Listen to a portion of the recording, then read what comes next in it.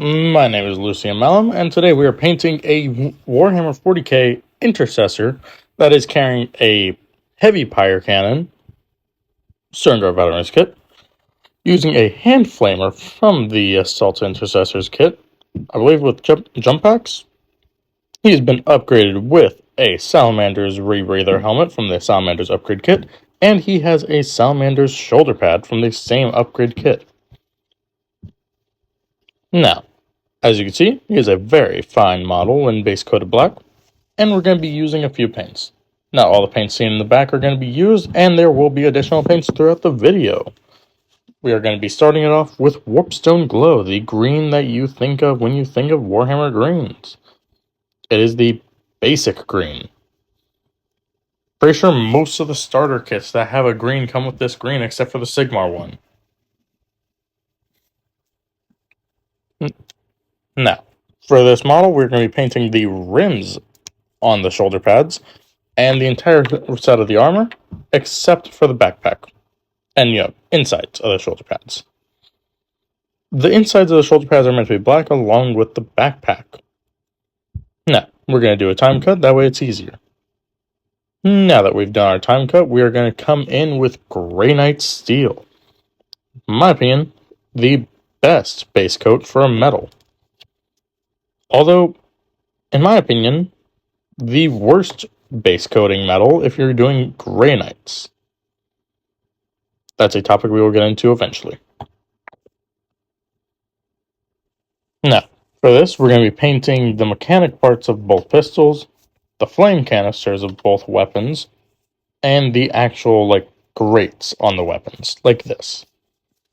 As you can see, Grey Knight Steel is an amazing color if you're going to be making new weapons, and as you will see later, it is even better if you're making those weapons look like they have been weathered. Like as if the metal has been, oxidizing heavily and turning black. Not many painters actually get the oxidized metal look good, but when you have a friend who shows you his bong, well, yeah, you can kind of see the different tones, and it actually gets pretty good. As you see, we also did the cables that's connecting the weapon, and we did the actual metallic parts of the backpack. Now we're going to take our Administrum Gray, and we're going to be painting the Salamander's iconography on the shoulder pad. As you could tell, the other shoulder pad was not colored yet, and it has no details on it. We will do stuff with that later. Now, we're just basically going to base coat, well actually entirely coat the Salamander's icon in Administrum Gray. That's all there is to it. Yeah. There's not really much you can do with the Salamander's icon. I mean, you can come in with it, White Scar later and, highlight with it, but who's really going to be looking at that? Better yet, how many people actually play Salamanders? If you play Salamanders, leave a comment. From what I've seen at my local game store back in California, there weren't many Salamander players, 2 or 3 max. Black Templar players were abundant, of course, because, space racism. Now, the next part of the model that we're going to be painting is going to be the scarring on the face. For this, we're going to be using Administrum Gray, one of my favorite gray colors for Warhammer. In my opinion, much better than Mechanicus Standard, as it is just it's basically just the plastic gray, so, Now, remember, if you do go over the little scarring on the face with the Administrum Gray, you can always come back later with Abaddon Black. Abaddon Black can easily cover it up, or you can use one of the contrast paints, Black Legion or Black Templar, to cover it up. Both are surprisingly good at covering up white details. It's kind of weird, actually. The next part of the model is going to be the flames on the right shoulder pad. The right shoulder pad being a blank shoulder, well, kinda lame. So we're going to be taking our 3 paints. That is Corn Red, Luganeth Orange, I believe the name is or Luganeth, don't quote me on that, and Flash Gets Yellow. Flash Gets, decent enough channel? I don't know. I feel like some of their cartoons are really weird, though. Like, really weird. We're going to base coat with Corn Red, making a weird little bubble half circle onto the shoulder pad. This will tell us how high we're going to be making our flames go, and the general, shape of it all. When you're doing flames on a shoulder pad, it's always nice for the flames to die down around the edges, and in the center be at their highest peak. After we do this with the Corn Red, we're going to be coming in with Luganeth Orange. The Luganeth Orange will provide us the actual flame details where the fire stacks are going higher and higher. After that, we're going to be taking Flash Gets Yellow and touching up the last bits. If it's too yellow, as it is on my model, we'll go back with the Luganeth Orange, that way they can have more of a flame color. But considering we're not there yet, we're not going to talk about that in depth. Depth, blah. Now, as you can see in a minute, we're going to be taking our Flash Gets Yellow. Now, after we do the streakies going upwards with the flames with the Luganeth Orange, we're going to continue and detail them out with the Flash Gets Yellow. Remember, the center should be the highest.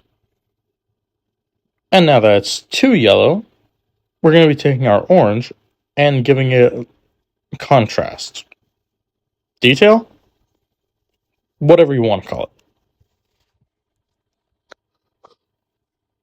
By doing this, our flames will look appropriately burny. That, and we'll still be able to see, the red. So, yeah. As you can see, the model does look good so far. But good is never good enough. At least, with me, it's not. So we're going to be taking our Runelord Brass and painting up the base of the model. Now, we're not going to detail it too much. We're just going to take a dry brush and, get some color on there. That way it can stand out from, black base number 37. Not to be confused with black base number 35. I hate that base. That base sucked. Black base 37, though, was a basic Warhammer base. We don't talk about 36, though. That one was just way weird. Really awkward conversation. As you can see, not much thought goes into the base. These bases are actually from the Void War bases kit from Boarding Action. Well, Warhammer Boarding Action. Was Warhammer Boarding Action good? I don't know. I never played. Hopefully it is. If not, I'll just kill it. And then we'll go after Necromunda. Damn hive scum. Speaking about scum, time for us to paint up the burning effect onto our heavy flamer. Or heavy pyre cannon? I'll be honest, I don't know why they're called pyre cannons anymore. Flamer just made more sense. But we're going to start with Sepia Seraphim. We're going to be starting from about 2/3 of the way onto the barrel and just shading it up.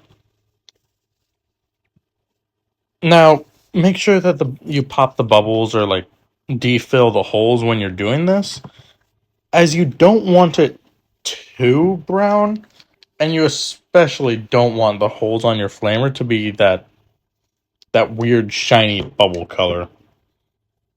It just doesn't look good. What we will do after this is go in with, what color was it again? Druchii Violet? Yeah, we'll be going in with Druchii Violet about halfway where we did the Sepia Seraphim. From there onward, we will do Druchii Violet.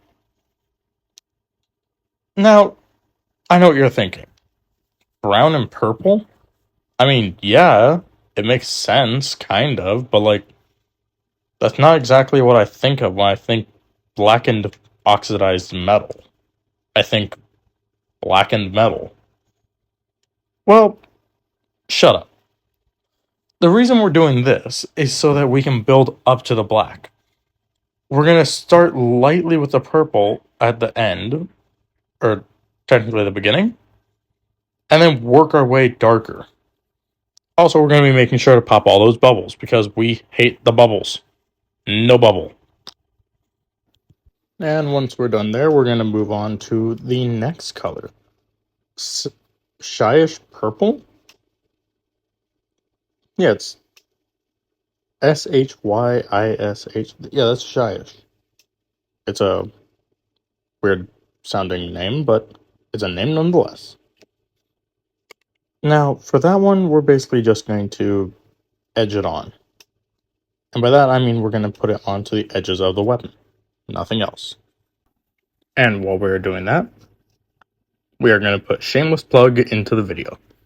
We're going to shamelessly plug the Discord, the Twitter, maybe the Instagram, but most definitely the Discord.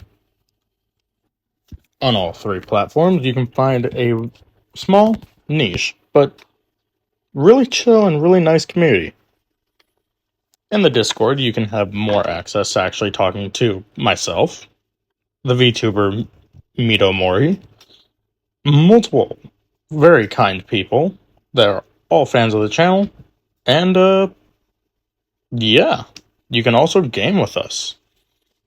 We game on several different platforms. I actually think we're on all platforms. Maybe? I don't know. Blech.